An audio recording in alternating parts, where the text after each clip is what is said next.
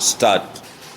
Mr. Speaker, Sir, I thank you very much for the opportunity given to me to participate in the general discussion on the interim budget presented to the House by the Honorable Finance Minister.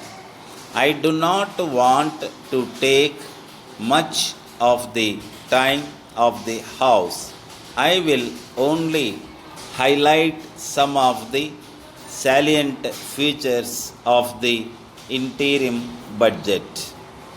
I would like to point out that for the first time ever, this government has ensured that every household in the state receives a ration card. So far, nearly 2 crore families have not received ration cards after the difficult process of issue of new ration cards and renewal of old ration cards was completed. I would also like to see that this government has adopted universal access to the public distribution system. Those who want to take rice have been allowed to draw their full quota irrespective of their family income. Thus, this government has ensured food security to all the people in the state. Next, I would like to point out that large sums of money have been allocated for the health and family welfare department. I am very glad to note that a number of primary health centers have been upgraded into hospitals. In this connection, I wish to point out that this government has also provided huge sums of money for purchase of medicines and drugs to the hospitals in the state. This is a great achievement. In the field of education, I wish to point out that many schools have been upgraded and infrastructure facilities have been provided to them.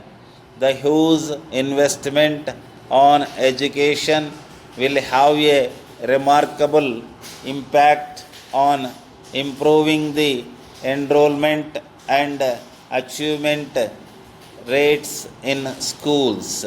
I am happy to note that free textbooks have been provided to all students studying in government and aided schools.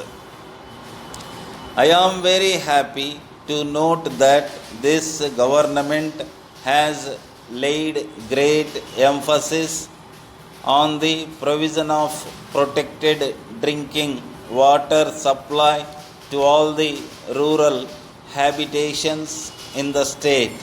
This government has taken effective steps to provide safe drinking water in the urban areas, and water supply improvement schemes have been taken up in several towns.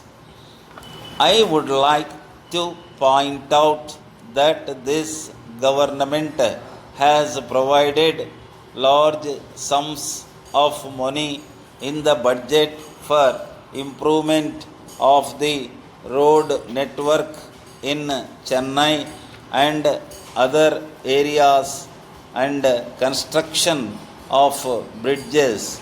With these words, I conclude my speech.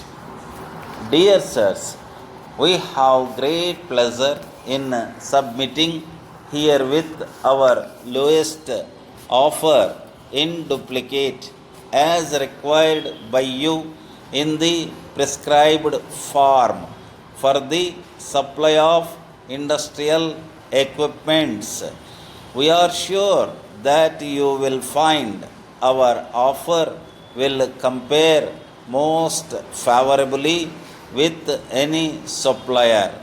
While we agree to the terms and conditions of the tender, we have to say that we differ on two terms of the tender. The first one is as per your terms and conditions, goods should be delivered within 20 days from the date of order. In case we do not have stocks of the materials you order, we shall have to get them from our head office, and this will cause some delay, but we shall take every action to deliver within the stipulated time. In such a peculiar situation, we shall pray for an extension of time, and the same